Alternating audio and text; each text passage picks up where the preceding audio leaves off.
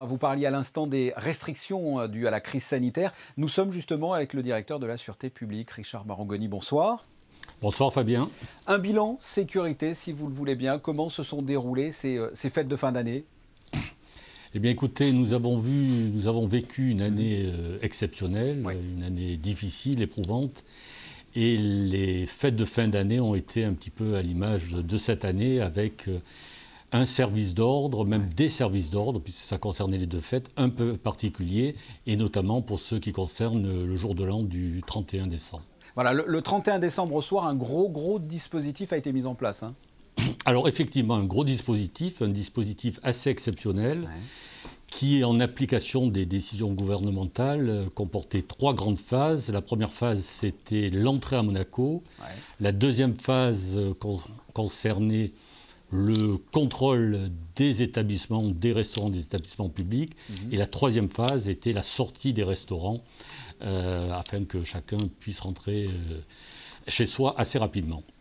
Et comment ça s'est passé justement ce 31? Ça a été plutôt serein, plutôt. On en a parlé, on a même fait un reportage avec, Absolument. le prince qui est venu vérifier un petit peu comment ça se déroulait. Comment ça s'est déroulé tout simplement?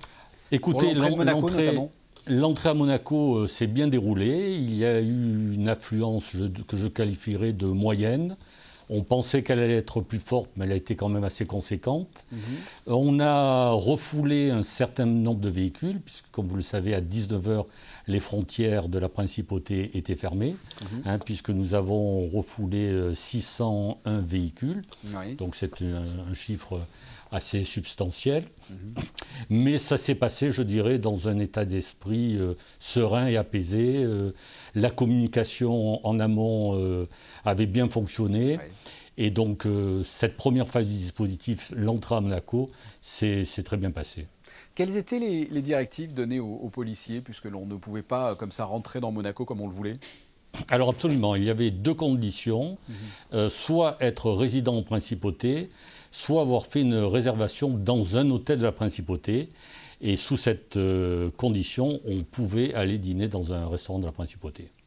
Il y a eu des débordements, des personnes qui, selon vous, sont passées peut-être entre les mailles du filet? Alors non, sachez que nous avons établi 87 procès-verbaux, Oui. donc nous avons été particulièrement vigilants à l'intérieur de la principauté aussi.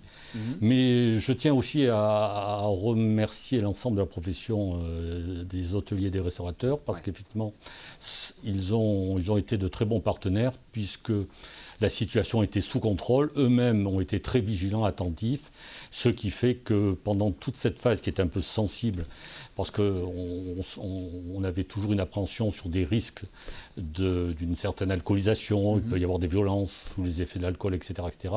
Mais on n'a eu aucun incident. Donc pendant toute la phase, je dirais, du dîner, de la restauration, tout s'est très bien passé. De même que la sortie des restaurants, où là aussi c'était un enjeu fort, parce qu'il fallait que les gens rentrent rapidement chez eux ou rejoignent rapidement leur hôtel.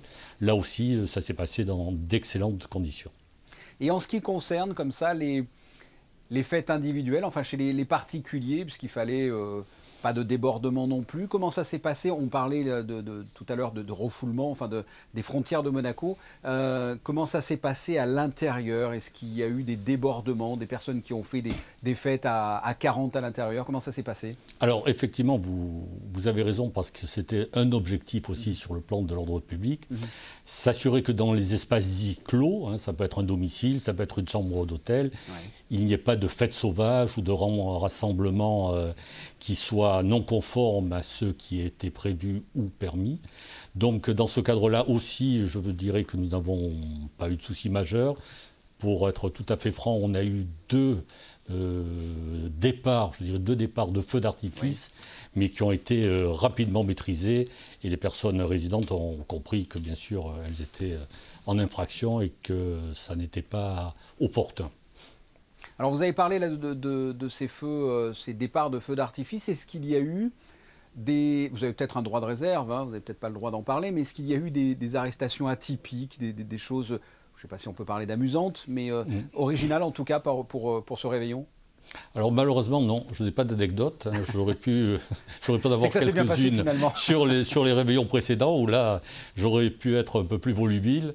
Mais là, ce n'est pas que je veux cacher quoi que ce soit, mais c'est que effectivement il n'y a rien eu puisque sortie des restaurants à 22h30, à 23h, eh bien, nous étions de toute manière déjà sous couvre-feu, donc tout le monde était rentré chez soi. Donc la ville était particulièrement calme. Et à ce niveau-là, donc on a eu, hormis ce que je vous évoquais précédemment, aucune intervention à faire. Donc malheureusement, je n'ai pas d'anecdote un peu croustillante. Voilà, mais ce qui est positif, c'est de voir que la population comme ça est plutôt sérieuse ici en Principauté. Absolument, absolument. Et ça, je pense qu'il faut le souligner. Je parlais des restaurateurs, des hôteliers, mais aussi bien les clients, enfin, les gens qui se sont déplacés ou qui sont venus se restaurer lors de cette soirée ont été raisonnables. Le message était bien passé et ont fait preuve d'un grand respect des règles. Richard Marangoni, merci.